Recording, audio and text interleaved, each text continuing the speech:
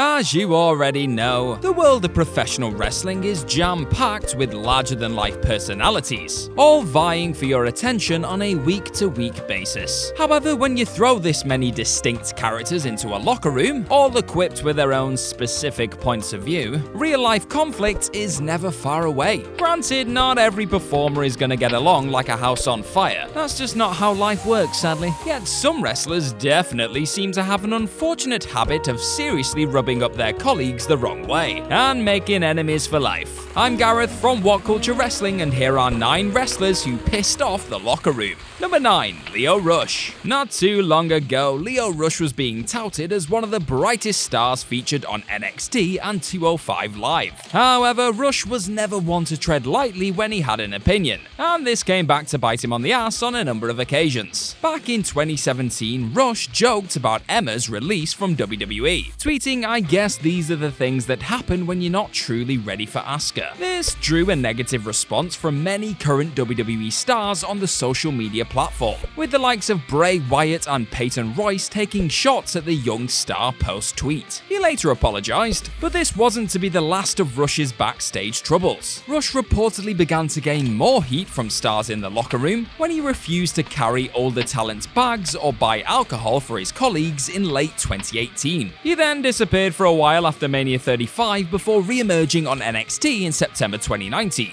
The former NXT Cruiserweight Champion was then eventually released from the company in April 2020 during WWE's Black Wednesday roster cuts. Will we ever see Rush back in a WWE ring again? Or has the man of the hour burned one too many bridges? Number 8. Mr. Kennedy. By all accounts, Mr. Kennedy never really clicked with a few members of the WWE locker room. Early into his run on the main roster, Kennedy managed to piss off one of the most notorious locker room leaders the company had to offer in Bob Holly. Kennedy was enjoying a nice big push on SmackDown when he forgot to thank each and every star for putting him over in a battle royal, which he went on to win. Holly then decided to boot him out of the locker room as punishment for his mistake. The loudmouth former United States champion didn't seem to learn from this situation, as Kennedy was still infuriating his colleagues right up until his last days in the company. Both Randy Orton and John Cena apparently vented their frustrations over his recklessness in the ring to WWE chairman Vince McMahon. This eventually led to him being released from the company in May 2009, and Kennedy hasn't been seen in Vinnie Mac's empire ever since. Number 7. Goldberg. Despite seeming like a pretty stand-up dad and a fairly positive presence whenever a backstage WWE camera lands on him, Goldberg hasn't always been everyone's cup of tea in the locker room. This stems all the way back to his time in WCW, when Goldberg made an enemy for life in Bret Hart after ending the Hitman's career via headkick in 1999. Goldberg didn't exactly make a ton of friends when he made his WWE debut in 2003 either, and gladly admitted he was seen as the enemy by many. After all, this was the same guy they'd been warring with for years. Triple H and the former WCW champion also famously didn't see eye to eye before and during his first run in the company. Then, after a 12-year absence, Goldberg finally made his long-awaited WWE return and was received like a long-lost hero for a while. That was until he insisted on going over Universal Champion Bray Wyatt at 2020 Super Showdown, reportedly generating huge heat backstage after stating that fans would want to see his superhero character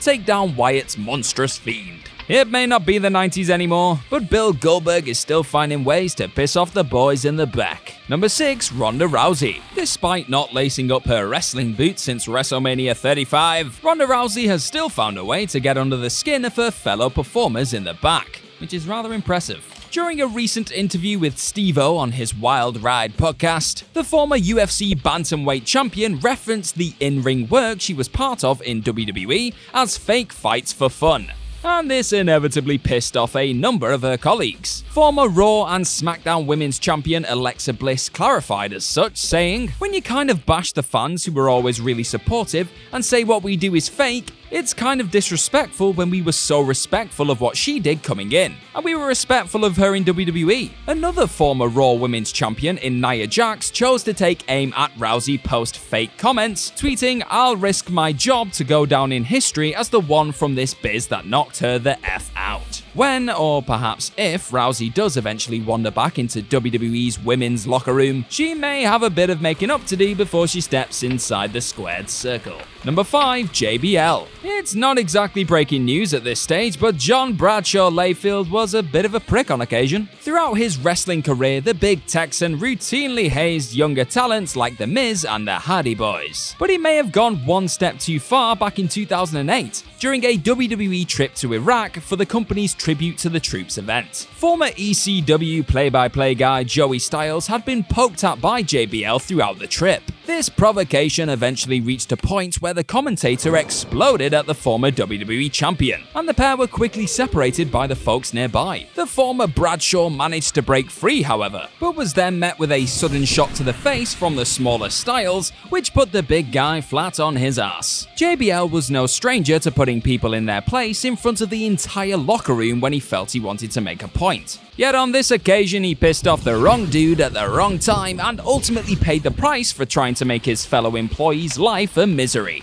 Number 4. Edge. 2005 was a seismic year for WWE Hall of Famer Edge. It was in this 12 months that he started to really define himself as one of the company's next top main event stars, winning the first ever Money in the Bank ladder match at WrestleMania 21 and joining forces with his real-life girlfriend Lita to become one of the most hated acts in the company. However, this new on-screen relationship had actually caused quite the rift backstage, as it was revealed a few months earlier that Lita and Edge had been having an affair whilst the former was still involved in a relationship with Matt Hardy. The former Team Extreme member was even released by WWE due to his online response to their secret relationship, but was later brought back to the company to feud with Edge. Yet, though Hardy was understandably pissed off by the whole situation, he wasn't the only one. It was reported by PW Torch that, at the time, nobody wanted to be seen being friendly with Edge, apart from his close circle of friends, because he had so much heat with the boys, and the Rated R couple even kept their distance from each other backstage for a spell in an attempt to pacify the situation.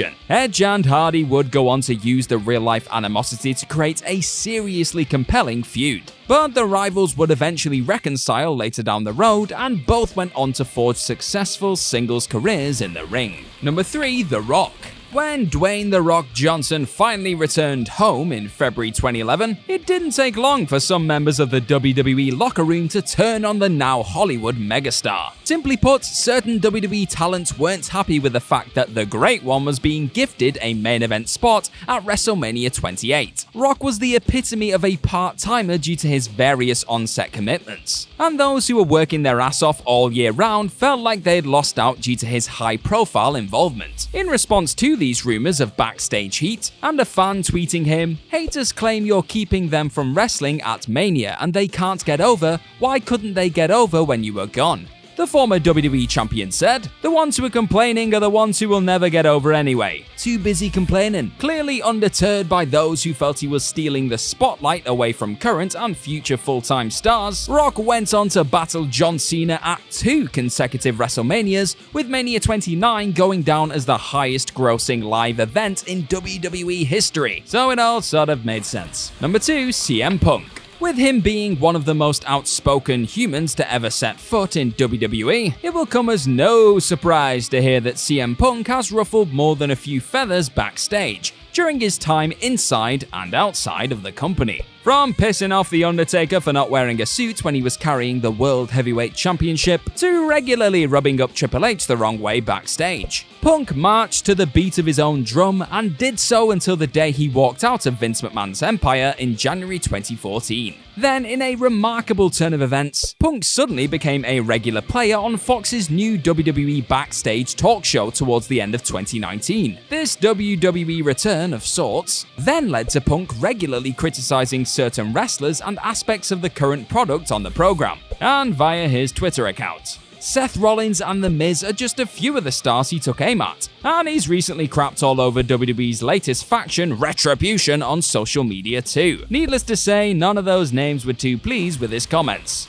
But Punk is gonna punk. Number 1. Jackson Riker. Social media can be a wonderful tool for a professional wrestler. Through it, stars can directly engage with their fans and even use it as a way to further certain feuds which are taking place on television. However, trying to get your gimmick over on Twitter by using tragic real-life events as a platform is never gonna go down well with your peers. That's exactly what went down when Jackson Riker posted his support on Twitter for President Donald Trump, and the way POTUS dealt with the recent riots which took place in the wake of George Floyd's death. Kevin Owens, Mustafa Ali, and Ricochet all openly criticized Riker's tweet on the platform, and the performer was swiftly taken off WWE television, along with the Forgotten Sons as a unit. It's still unclear whether Riker's tweets were from his own point of view or his character's. But either way, the star quickly pissed off a number of WWE's current key players and will likely not make the same mistake of promoting his on-screen persona off the back of sensitive, genuine events anytime soon. And that's our list. Know of any other wrestlers who pissed off the locker room? Let us know all about them in the comments section below, and do not forget to like, share, and click on that subscribe button. Also, be sure to head on over to whatculture.com and click on some more awesome articles just like the one this video is based on. I've been Gareth from What Culture Wrestling, and I'm sure I'll see you very, very soon.